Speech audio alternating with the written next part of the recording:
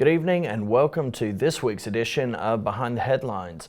Simon Barrett and myself will be discussing the shocking revelations by the Daily Telegraph concerning Iran's continual development of nuclear missiles. The latest news is that despite Iran seeing its proxy armies across the Middle East collapse and implode due to ongoing conflict with Israel, it has continued to develop a missile that could reach even 1,800 miles with the potential to affect even the United Kingdom. We're going to be looking and asking the question as to whether or not the U.S. and Israel are actively involved in a spiritual conflict even involving the Prince of Persia. Simon, good evening. Hi, good evening, Reagan. Good to see you. It's an incredible report. We've been talking on many occasions about Iran, its nuclear capabilities and capacity. Even we've had in the past year discussion, and we've looked at some of the models before as to whether or not Iran was very, very close to reaching that uranium enrichment level necessary to build such a missile as this. But it does seem that while everything has gone to chaos with its proxies, Iran has continued to develop nuclear missiles. No, absolutely, Reagan. I think the Iranian regime, back in the start of the year, knowing that Donald Trump was going to be inaugurated as America's 47th president, knowing that the Americans would have a different foreign policy slant on the Iranian regime, and of course they remembered very clearly what happened during the previous Trump administration, where Trump put maximum pressure on Iran over its nuclear weapons program. So I think they had a decision to make. They realized that their terror proxies, as you said in the excellent intro, have collapsed. We've seen the collapse of Hezbollah, which is the jewel in the crown of the Iranian regime, completely wiped out in southern Lebanon. Seen the collapse of President Assad's regime, their closest ally in the Middle East, by forces linked to the Muslim Brotherhood and the Islamic State. And of course, you know, Hamas have suffered a kind of deadly blow. The Houthis are wounded, and the Iranians could have adopted a policy of let's wait and see what happens when Donald Trump comes to power, but they kind of realizing that time is short. I think what we've seen now is they're accelerating their bid to become a nuclear power, to have nuclear weapons, and they want this for three reasons. The first reason is that they've always threatened that they want to annihilate the state of Israel. Is number one. It will give them the ability to do that. Number two, it also means that this will lead to a kind of proliferation of nuclear weapons in the region, that the Sunni Arab states will also want nuclear weapons.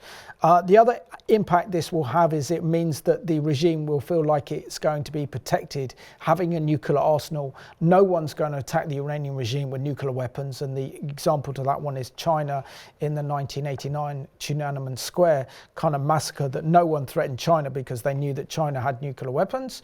And also then the Iranian regime can continue its support for international terrorism without the fear of retaliation.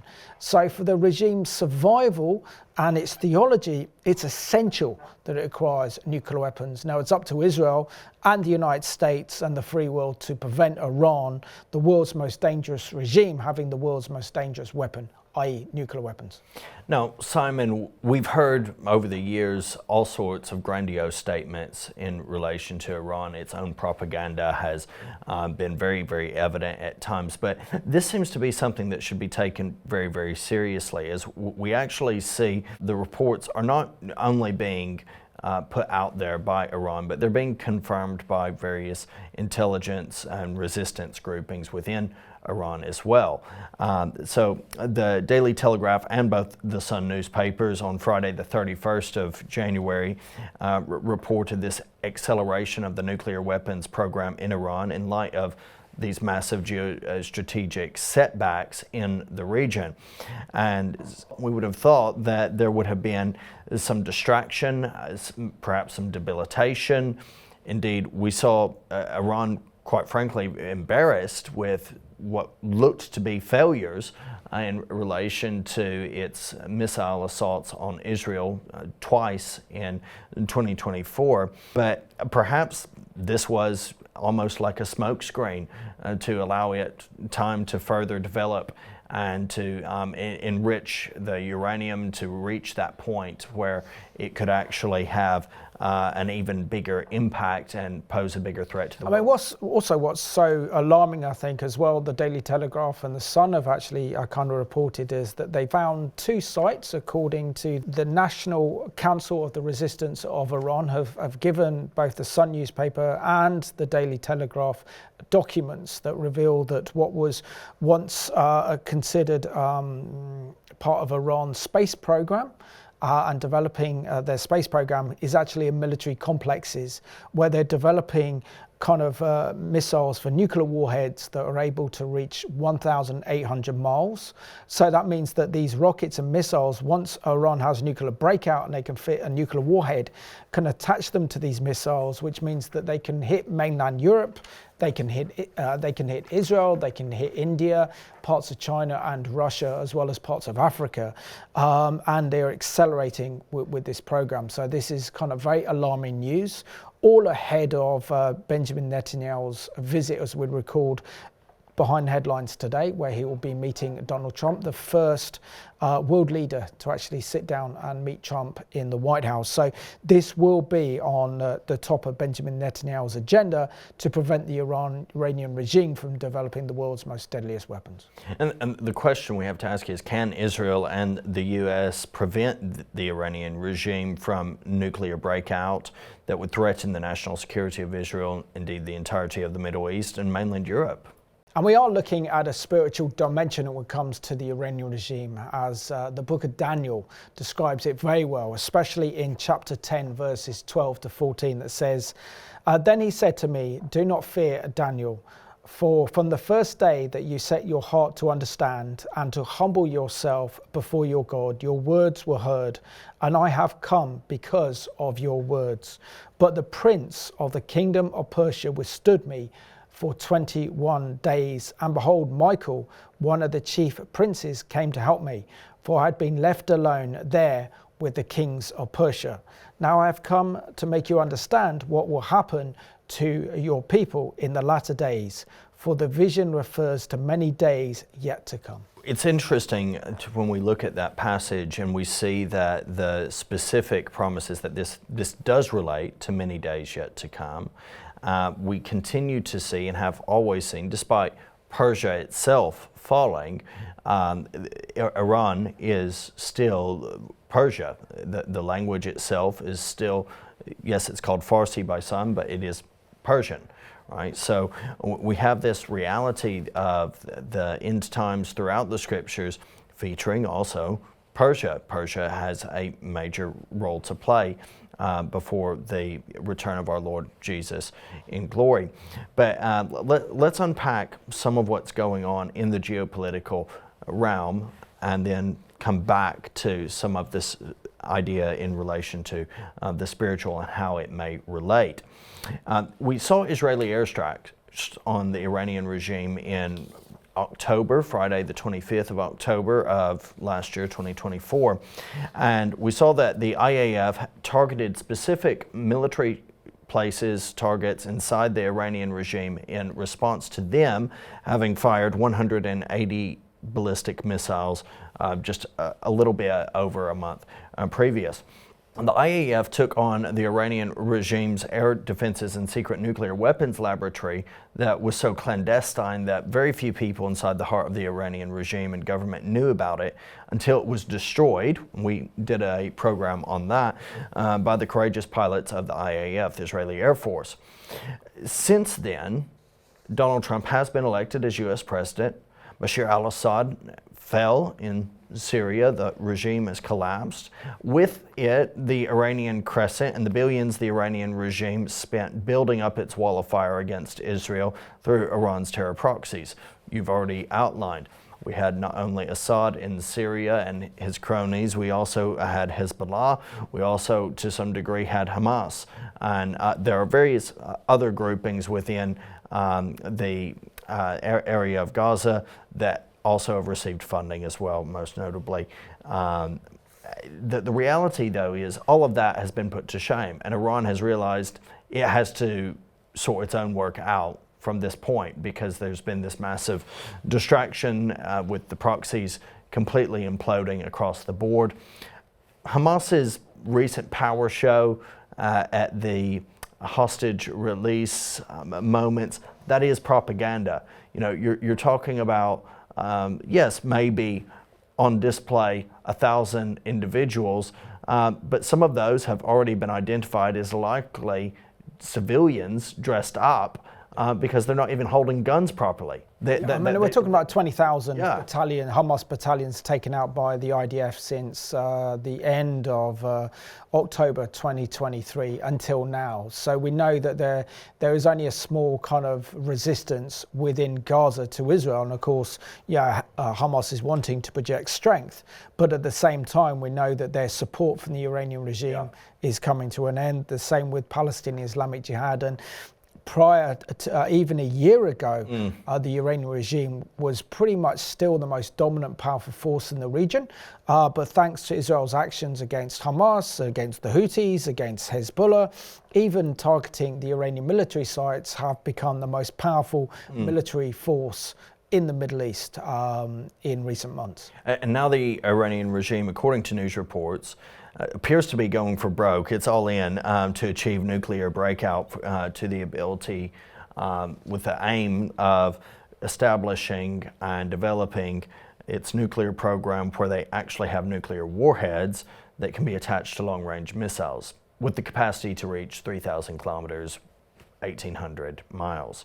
And so for the Iranian regime to have these missiles means that they could target Israel, and it would have a much more devastating impact if any of those were to get through. And we see there's always a level. People can say, well, the Iron Dome, but also remember, you're targeting a nuclear warhead. You don't even want to target a nuclear warhead with a missile to shoot it down. You're still going to have fallout. You're still going to have radiation fallout. Extreme distress caused and extreme damage, health issues created by the fallout. We'd see an Armageddon-style scenario.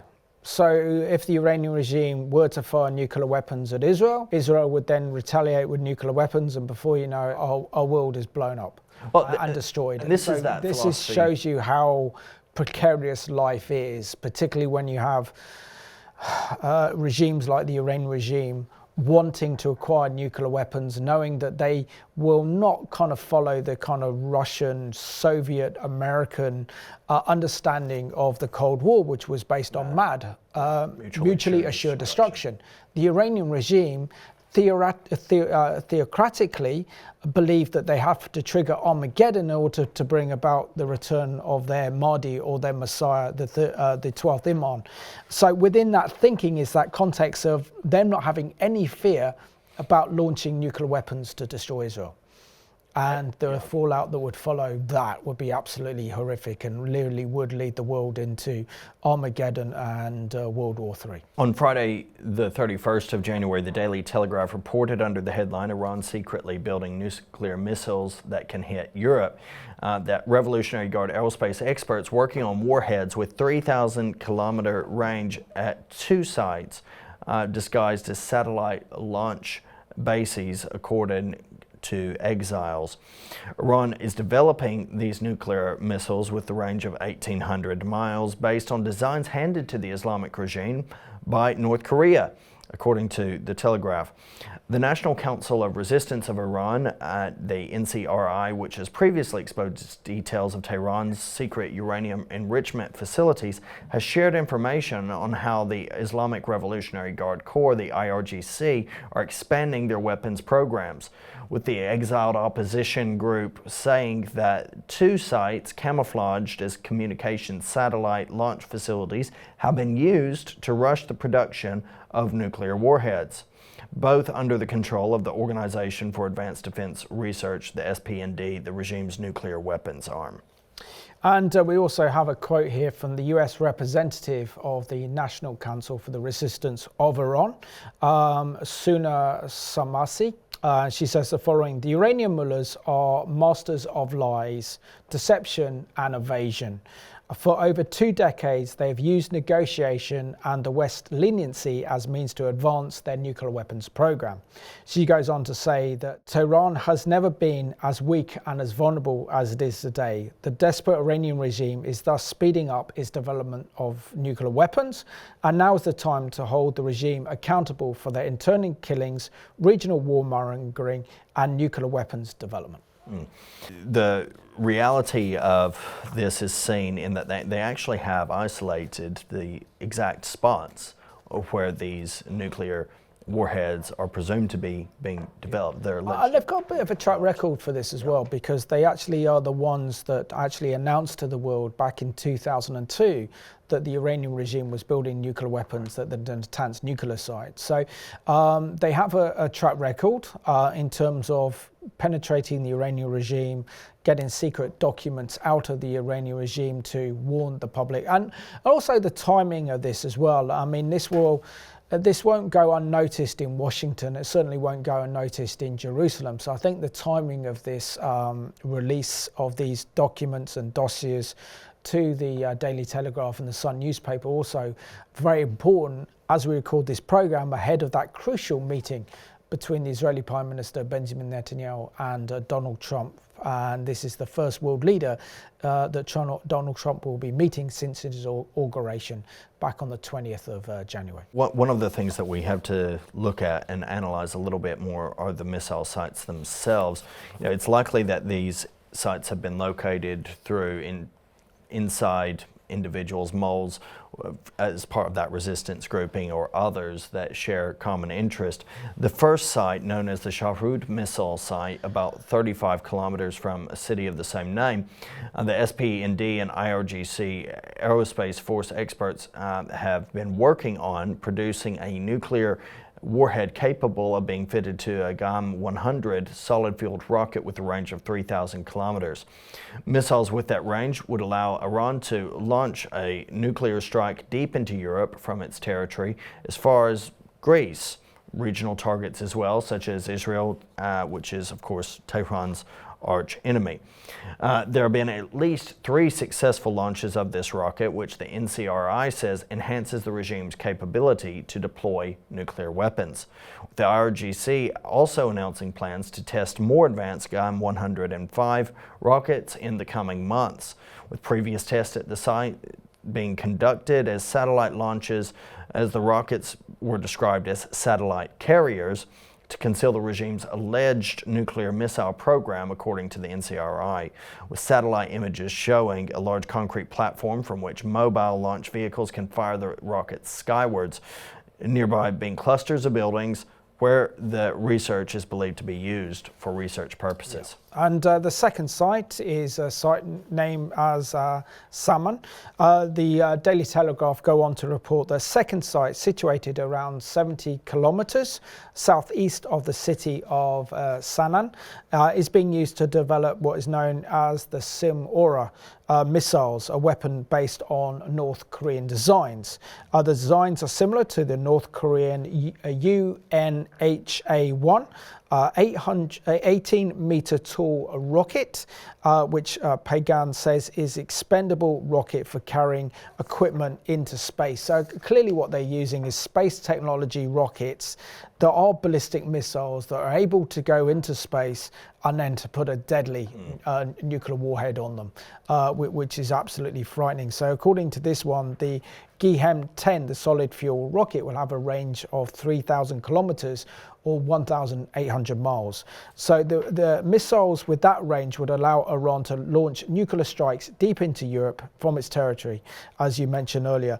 And we also see, for example, to further obstruct the military purposes of the Samna missile site, the regime has named it the Imam Khomeini site after Iran's space organization and carried out ballistic missile launches under the guise of satellite launches. The Sun newspaper also reported on Friday, the 31st of January, under the headline "Nuclear Alert, Iran's Terrifying Nuke Scheme Revealed," that satellite pics have shown secret warhead sites hidden by the tyrannical regime until now. Iran's tyrannical regime has been secretly building nuclear warheads for missiles that can fire more than 3,000 kilometers.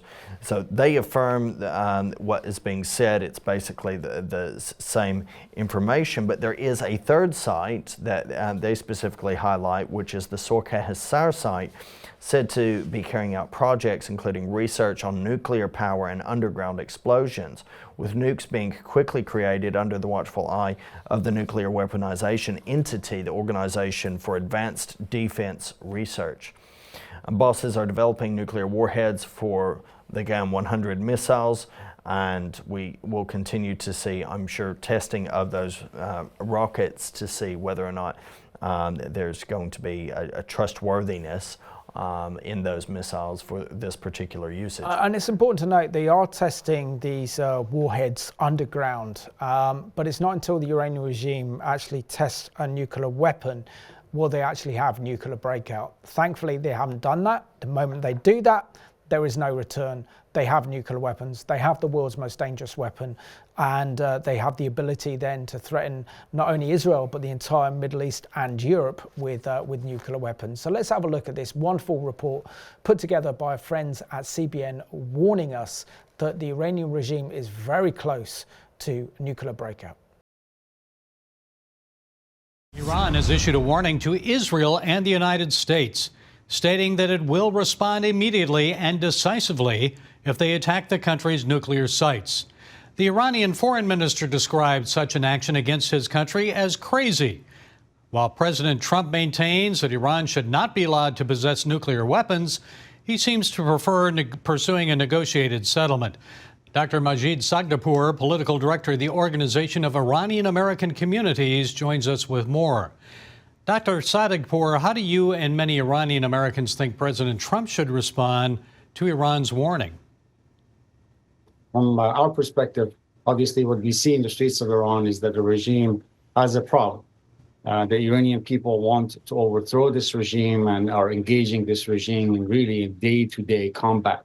In a way, that is seen in the number of executions in Iran, really exceeding over 1,000 last year. So that tells us that the people of Iran, and hence our community, wants the Iranian people to have the opportunity to overthrow this regime. Relative to what the U.S. policy towards Iran has been and what we want it to look like, is that so far the U.S. policy has been to help change the regime's behavior. What we contend, our community contends, and really mirrors what happens in the streets of Iran, is that the people of Iran long ago gave up on this regime. This regime has to be overthrown. But to do that, we need President Trump, we need the United States to side with the aspirations and the wishes of the people of Iran. And I might add also how the United States Congress has, through multiple resolutions, the latest H.Res. 1148, is to support the people of Iran and their organized resistance politically and morally so that they can overthrow this regime and address this perpetual threat that we see in the global arena. Well, President Trump has criticized the Biden administration for allowing billions of dollars to flow into Iran. Much of that money was used to fund Hamas, Hezbollah, the Houthis, other proxies, to spread terror to Israel and elsewhere in the Middle East. So we don't see that their behavior was altered positively. So should there be a return to harsh economic sanctions? And wouldn't that only hurt the Iranian people? Right. And a lot of that fund, a lot of the funds that they received over the past 4 years was not only used to prop up the proxies they had throughout the Middle East, but also really a significant portion of it was spent on persecuting and executing the Iranian people. It is only that through those executions and tortures and killings is that this regime is surviving. So we support, as the people of Iran certainly do, the return to maximum pressure policy. But that maximum pressure will not yield results. Remember the goal of the people of Iran, and we believe the goal of American policy should be to help the Iranian people achieve a democratic regime change. And to that end, that maximum pressure policy has to be supplemented with political support for the organized Iranian opposition. And certainly we believe, our community believe, the most viable most longest acting, longest serving Iranian opposition group in existence is the National Council of Resistance of Iran. Well, and the people are suffering beyond the arrests and the killings. Inflation is at about 50% in Iran. The unemployment rate is high, especially for young people, hovering at 20%. It seems the country's leaders and people would be more than anxious to strike a deal with Trump. So your thoughts on that, striking a deal? Well, I am sure that they are, and then they have been on in front of the cameras here in the United States and in Europe, suggesting that they want to make a deal with the regime in Iran. But making a deal with this regime, this illegitimate regime, I might add, is making a deal with the devil. They may prolong the negotiations for as long as they can so that they can prolong their regime. But no deal with this regime is worth the paper it is written on. This regime is predatory in nature, is misogynist, is fascist, and to the core fundamentalist, Islamic fundamentalist. And the only solution really is to change this regime. What effect, Majid, would an airstrike have against nuclear sites there? Would that embolden the regime and help the regime, or would it weaken it? Because I know Russian President Vladimir Putin agreed to send advanced weaponry, including air defenses, to Iran, and recent Israeli airstrikes weakened Syrian and Iranian air defenses. So wouldn't this be the most opportune time for Israel to strike Iranian nuclear sites before new defensive systems are put in place? What effect would that have? Right. Well, the core assumption here is that this regime, this sort of attack, will be weakened and hence will come to the table and will make a better deal. The assumption is that we are able to weaken this regime or delay the nuclear weapons program of this regime. Remember, most of this regime's nuclear plans and research facilities and ballistic missile activities are underground and are not submitted to the international community. So to answer your question directly, this regime will not come to the table in good faith. Its survival depends on developing nuclear weapons.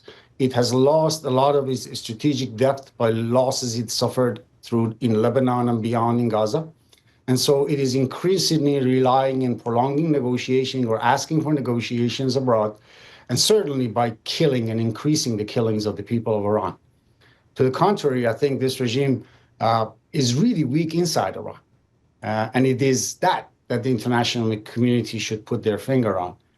This regime will not fall or submit to the international community by bombs from the sky. And certainly, those bombs from the sky will not address Iran's nuclear weapons program or its terrorism infrastructure. Okay, regime change is the word. Majid Sagdapur of the Organization of Iranian American Communities. Thank you for sharing your insights. We appreciate it. Thank you for having me. Joining us on this week's Behind Headlines is John Haller. John, warm welcome to Behind Headlines from Ohio in the United States. It's good to see you again. Always good to be with you, Simon. John, just share with us your thoughts on really what has been a geostrategic catastrophe for the Iranian regime in the past year, the collapse of its terror proxies, namely Hezbollah, and also the Hamas has been dealt a very deadly blow, the same with the Houthis. And also we're seeing the collapse of President Assad's regime, meaning that the Iranian crescent has collapsed and Iran's influence in the Middle East has collapsed as well. Is this why we're seeing an acceleration by the Iranian regime to pursue its nuclear weapons program at an accelerated level? You know, it's very difficult to determine exactly what the Iranians are doing because they have a tendency to put out so much propaganda. But your recap was superb in terms of what's happened to the Iranians over the past year. If you remember, it was just a little over, not quite a year ago, that Iran launched its big attack on Israel. Israel responded. And then Israel engaged in a series of just absolutely stunning attacks. They took out Hania, the Hamas leader Hania, at an Iranian Revolutionary Guard safe house in Tehran. They started taking out, decapitating the Hezbollah leadership. They did the beeper attack, the pager attack. They did the walkie-talkie attack. They took out Nasrallah. And then they really started to decimate Hezbollah in southern Lebanon, which led to a ceasefire. And at the time that ceasefire came about, I think what we saw was that the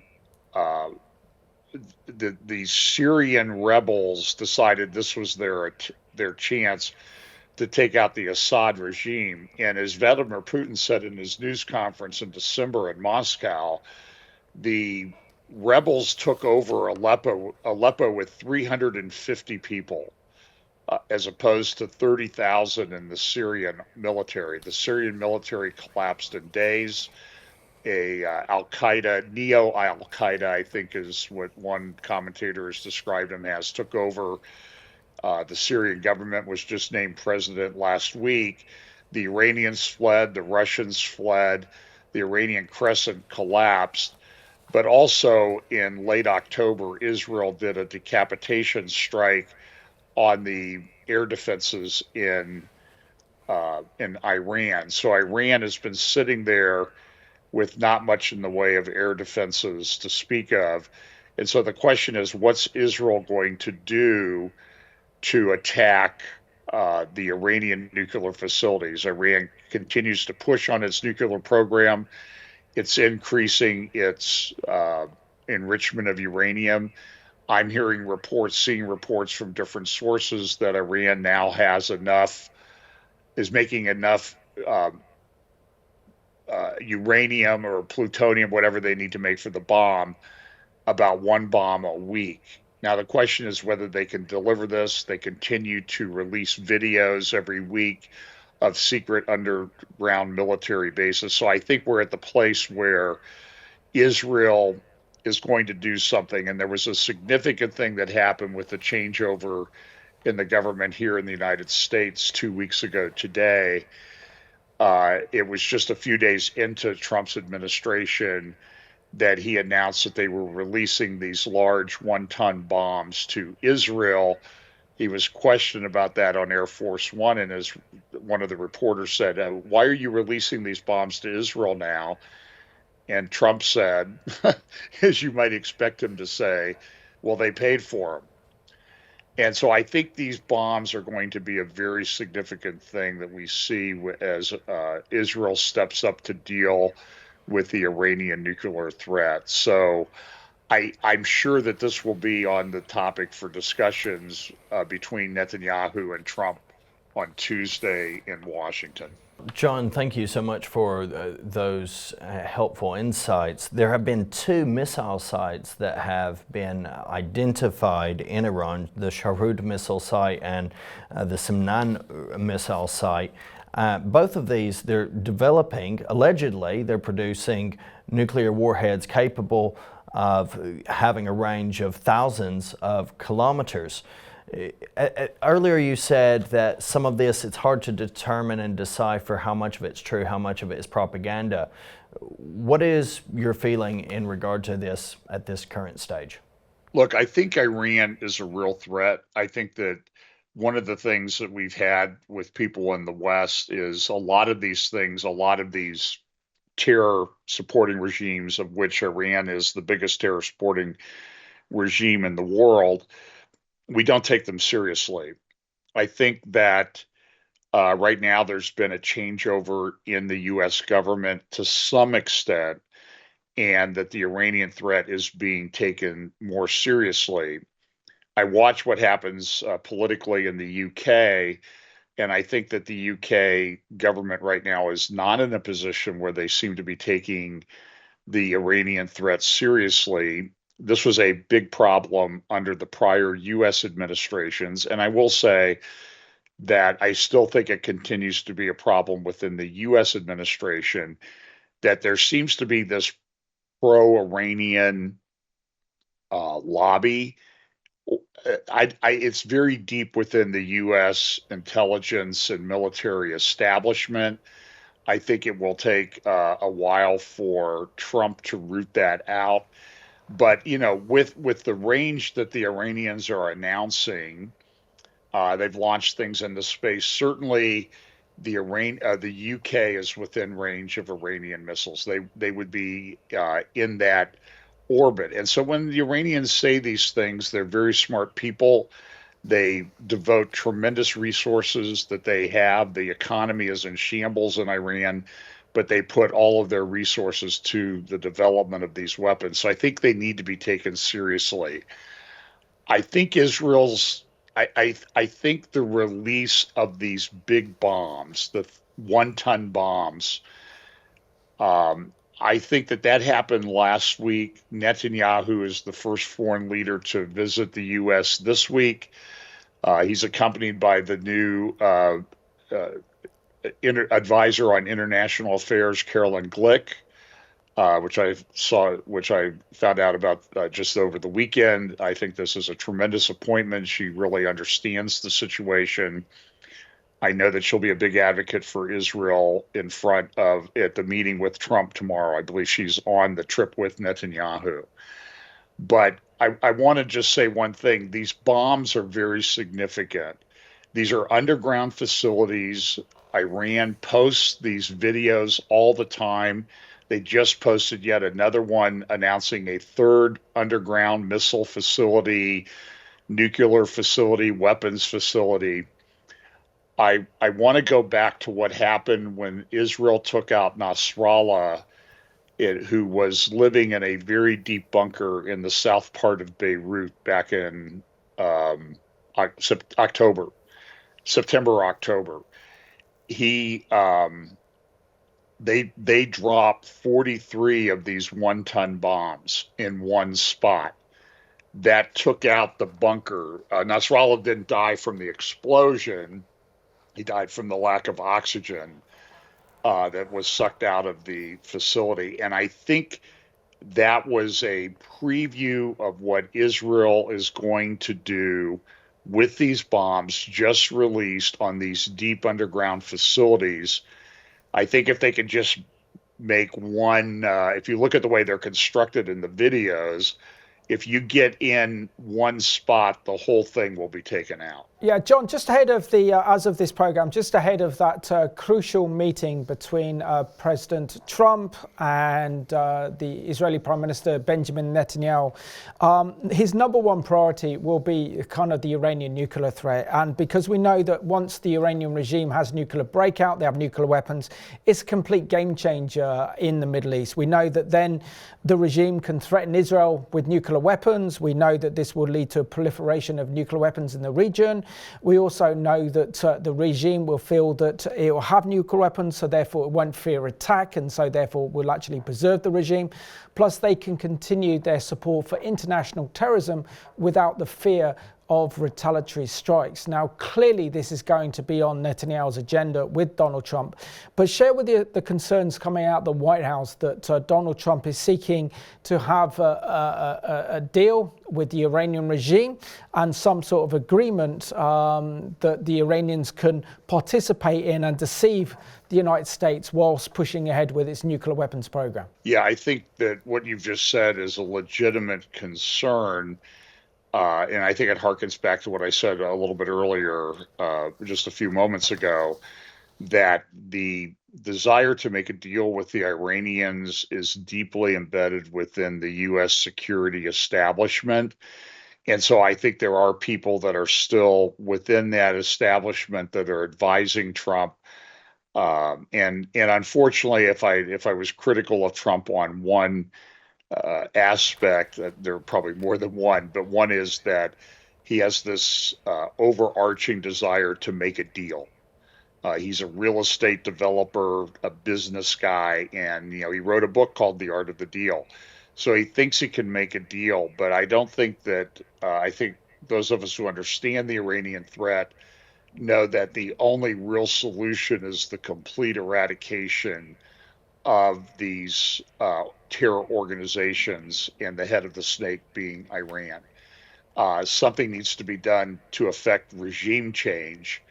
So I don't know that we're at the point where we have time for sanctions, hard sanctions, heavy sanctions to work to decapitate the Iranian regime. I think there's going to have to be some sort of attack. And I would hope that Israel and the United States would act in a unified manner in that attack. I don't know that Israel has the assets to do more than a couple of facilities, but they always surprise us. But the release of these bombs was a huge game changer just in the last week. To what degree, John, do you believe that Israel and the U.S. are dealing with the Prince of Persia here in relation to Daniel's prophecies? I don't think there's any doubt that what we're seeing here is a modern manifestation of the Prince of Persia that Daniel talked about when he wrote the prophetic scriptures 2,500 years ago, over 2,500 years ago. This we are warned in Scripture that we wrestle not with flesh and blood, but against principalities and powers. And so we know there is a Prince of Persia, very powerful, resisted Michael for several weeks, couldn't get through to Daniel because of the Prince of Persia. So these principality and powers that exist, these have a real world geopolitical manifestation. And I think we're seeing this happen in the geopolitics of today. So I don't know that Trump, somebody suggested that maybe Trump needs to establish a department of eschatology, given the state of the world. And I'm not so sure that that's, while that was said in jest, I think that actually might be a very wise thing to suggest. John Hallow, we all appreciate you very much. Thank you for the wonderful prophetic updates that you give us all. And thank you so much for joining us on Behind Headlines today from Ohio in the United States. Thank you, Simon. It is significant to talk about the new government in the United States in relation to this, as of course we've often seen in the past 4 years a policy of appeasement by Joe Biden and the Democratic Party. Will it be different with Trump? Well, the Jerusalem Center for Public Affairs, under the heading Iran Intense Anticipation of President Trump's Moves, has a look at what the general feeling is within the Iranian regime regarding expectations in the next 4 years. Analysts in the Arab world predict that Trump will initially seek to resolve Middle Eastern conflicts before addressing Iran's nuclear threat, likely, and this is very interesting, through military rather than diplomatic means, which is a complete shift and turnaround from the policy of the past 4 years, certainly. Israeli political sources also believe a military strike on Iran is urgent, citing threats from Iran-backed groups such as the Houthis in Yemen. But Trump has said, Simon, he did say on January the 23rd that it would be nice to solve the problems with Iran without an Israeli attack on its military installations. It would be really nice if that could be worked out without having to go that further step, he told reporters in the White House while signing executive orders. Which is a bit troubling if we kind of consider the previous Trump administration from 2017 to 2020. They applied maximum pressure on the Iranian regime over its nuclear weapons program. It brought the Iranian regime to its knees. It was nearly on the verge of economic and political collapse. Had it not been for the incoming Biden administration, then I think we could have certainly seen the end of this Iranian regime. So the kind of big questions needs to be asked, and we're not sure the direction the US is going to take in the moment, because there are many in his administration that want to pull America out of the world. Isolationists, essentially, do not want to get involved in foreign wars. Donald Trump is determined to make America rich again, and he knows that wars cost money. So he's interested in stability, he's interested in peace, he's not interested in funding further wars or conflicts. So the kind of big question is, what is his administration going to do about the kind of Iranian nuclear threat? Now, there is speculation that he might want to come to a deal with the Iranian regime, and if he does, a potential deal could actually give the Iranians enough time to reach nuclear breakout, and there it's too late. So this is something I think the Israelis are going to be very aware of, very concerned about. Or does he actually then take the initiative of seeing, here's a very weak Iran, I can empower the Saudis, I can empower Israel as the most powerful forces in the Middle East, and finally cut the head of the snake off, which is the Iranian regime, and then the Middle East can enter into a new period of peace and stability. Well, certainly there is a desire in Israel on the part of its officials to see a tougher stance as well. And I think what we may be looking at, Simon, is Trump, while signing the executive orders, just doing his usual thinking out loud of, yeah, that would be nice, but it's not going to happen that way. Would it be nice? Yes, but there's loads of criteria that are impossible for Iran to fulfill. And save face. The Iranian regime has not shown any desire to have any meaningful conversations that would see freedom and change even for its own people. Absolutely. And ahead of the, as we're doing this recording today, that Donald Trump is meeting with the Israeli Prime Minister Benjamin Netanyahu.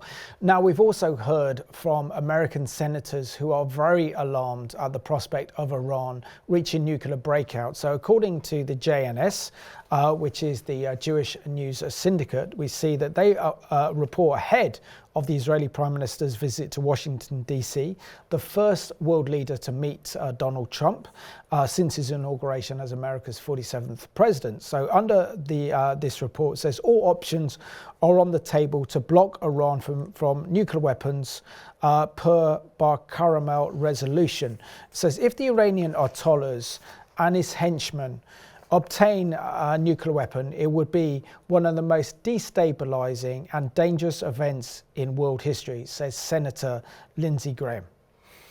And 5 members of Congress from both houses and on both sides of the aisle introduced a resolution on Friday stating that all options should be considered to address the nuclear threat the Islamic Republic of Iran poses to the United States, Israel, our allies and partners. With Senators Lindsey Graham, John Fetterman, Katie Britt, Representatives Jared Moskowitz and Mike Lawler signing the resolution, which demands that the Iranian regime stop enriching uranium and stop making or owning nuclear warheads or vehicles that could carry such weapons.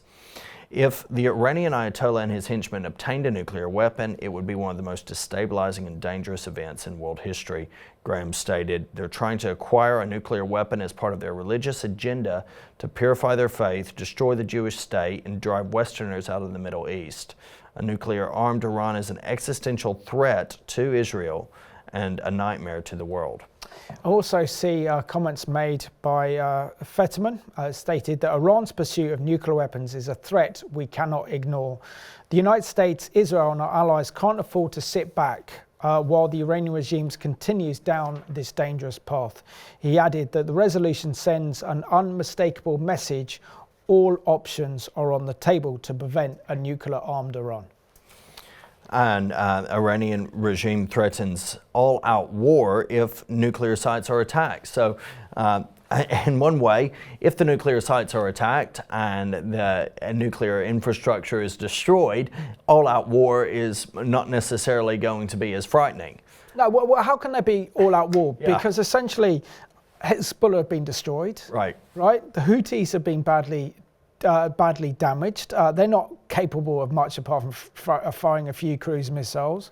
Hamas have literally faced a kind of deadly blow, so has Palestinian Islamic Jihad in Gaza. And we know that we've seen the collapse of President Assad's regime in Syria, which at the time, before its collapse, had been a region of 80,000 Iranian Revolution Guards and militias aligned to the Iranian regime, only 50 or 60 miles from Israel's border on the Golan Heights. They're not there anymore.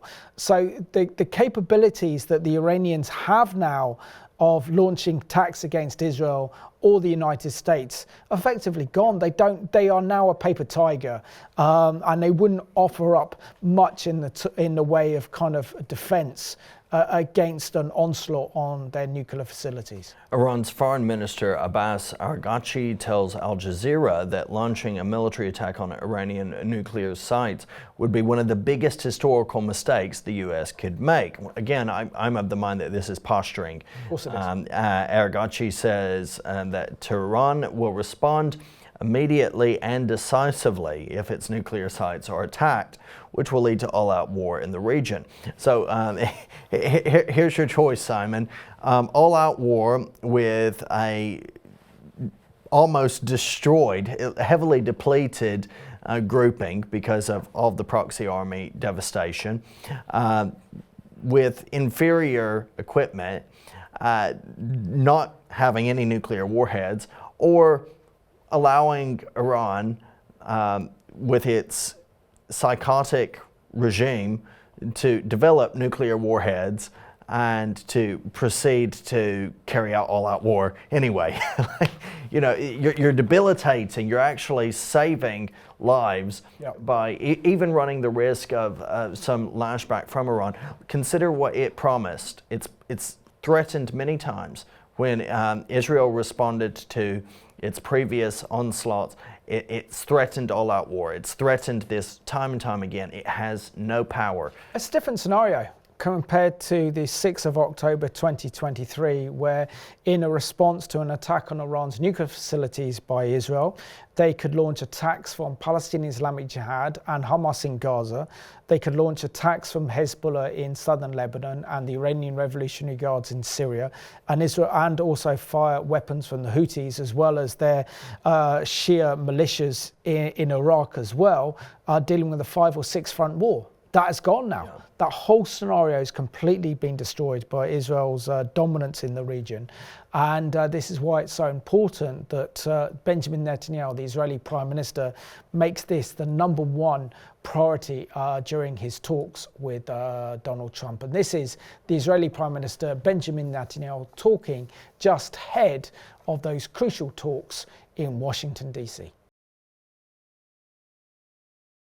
I'm leaving for a very important meeting with President Trump in Washington. The fact that this would be President Trump's first meeting with a foreign leader since his inauguration is telling. I think it's a testimony to the strength of the Israeli-American alliance. It's also a testimony to the strength of our personal friendship. That friendship and that cooperation has already yielded important results for Israel in the Middle East, including the historic Abraham Accords that President Trump led, and which brought 4 historic peace treaties between Israel and its Arab neighbors. In this meeting, we'll deal with important issues, critical issues facing Israel and our region, a victory over Hamas, achieving the release of all our hostages, and dealing with the Iranian terror axis in all its components, an axis that threatens the peace of Israel, the Middle East, and the entire world. The decisions we made in the war have already changed the face of the Middle East. Our decisions and the courage of our soldiers have redrawn the map. But I believe that working closely with President Trump, we can redraw it even further and for the better. I believe that we can strengthen security, broaden the circle of peace, and achieve a remarkable era of peace through strength. Thank you very much. And that's courtesy of the Israeli Prime Minister's office. Many thanks to them for allowing us to share those words of Prime Minister Benjamin Netanyahu with you. Simon, this must be on the agenda between Netanyahu and Trump. I don't see any way that this isn't going to be coming up in their conversation. I think it would be #1 priority, because when you look at the kind of strategic threats, yes, Israel's having to deal with Hamas and the hostages, and Israel's desire to get the hostages home. But Hamas at the moment, and the same with Hezbollah, don't pose an existential threat to Israel. Iran having nuclear weapons poses an existential threat to Israel, to the Arab world, and to Europe and to the United States. So we can see then, if the regime goes closer and closer to reaching nuclear breakout, then of course this completely changes the entire Middle East, and we're looking at an Armageddon-style scenario developing very, very quickly. So therefore it's imperative that Netanyahu puts pressure on Donald Trump to deal with Iran. Well, Iran also has the challenge of economic conditions as well. Tehran could try to engage in negotiations with Trump, but Arghachi suggests that the United States could release blocked Iranian funds as a first confidence-building step between the two hostile countries. Trump has vowed to return to that policy he pursued in his previous term that sought to use economic pressure to force the country to negotiate a deal on nuclear programs and ballistic missile programs and regional activities. And the danger is that could buy the Iranian regime vital time in order to actually achieve nuclear breakout, and by then it will be too late to stop Iran from developing nuclear weapons and threatening Israel and threatening the world with nuclear annihilation. So that is the danger, I think, and the challenging facing Trump. But also I think the other aspect, as we touched on, the spiritual aspect, is that we're not dealing with flesh and blood here. Right. We're dealing with principalities and powers of darkness, and we're dealing with the Prince of Persia. What we see in Daniel is very, very evident. And, you know, sometimes, Simon, people like to dismiss the ongoing relevance of this, but we recognize that we are in an ongoing fight. There is ongoing war in the heavenlies. There is ongoing struggle that we are experiencing here on earth as a result of that spiritual conflict. And when we accurately understand and we unpack what spiritual conflict looks like, we recognize that there are different levels.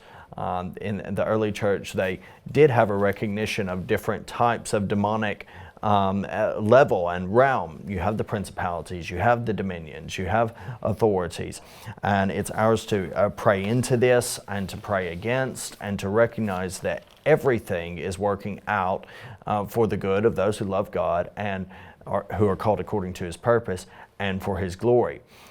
What we see in the scripture prophetically there's some stuff that does look like nuclear fallout. It may be that we cannot stop this. Yeah, at the same time, we have to recognize that God is in control. He is sovereign. He is powerful. The Prince of Persia has nothing on him. He will not win.